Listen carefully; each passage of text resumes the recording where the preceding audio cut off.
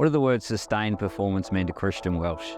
I think it's probably relates to your process, not necessarily the result on game day. I think what you do during the week preparing for games gives you confidence going into matches, and obviously outcomes, things happen in games, but I think having that consistency of your performance, of your training, gives you, I suppose, the best chance of coming out on top on the weekend in all the games.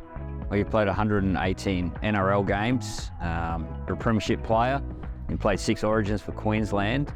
What drives you?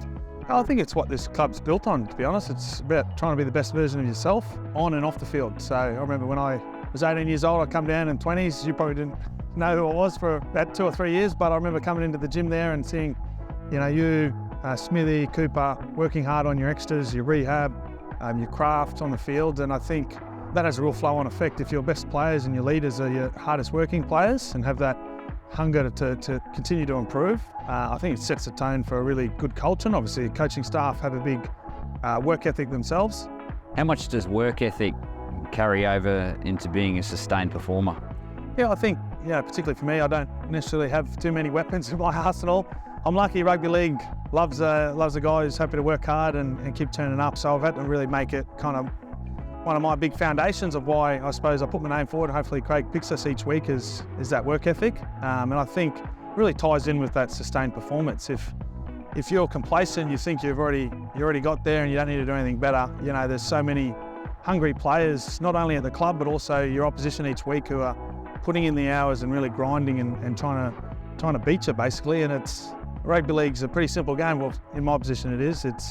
It's pack against pack, and it's physicality, and it's a little bit of craft, but it's very much the aggression and work ethic of those forward packs that really decides the outcome out there on the field.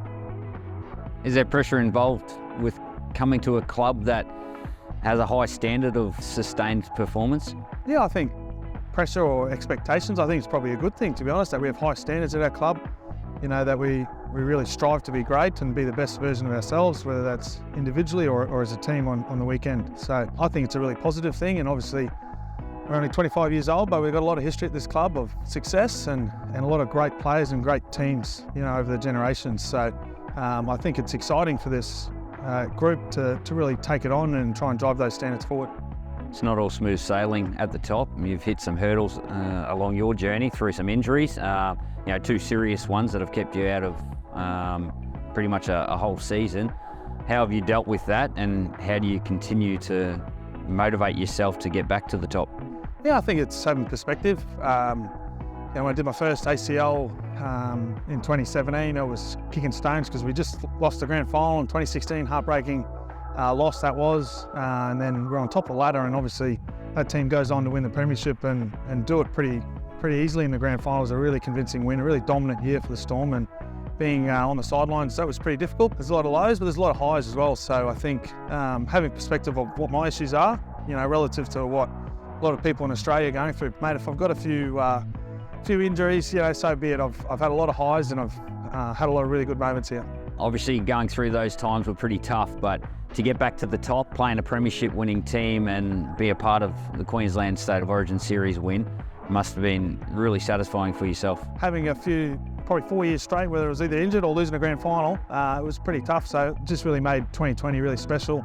And obviously if you talk to anyone else about 2020, it's probably a pretty rubbish year with COVID, but to win a premiership and then to go on and win that Origin series in the hub, it was such a highlight of my career. And it was just that grand final where we'd been through so much and been up in Queensland in the hub, living out there, and to come away with it was really special for me.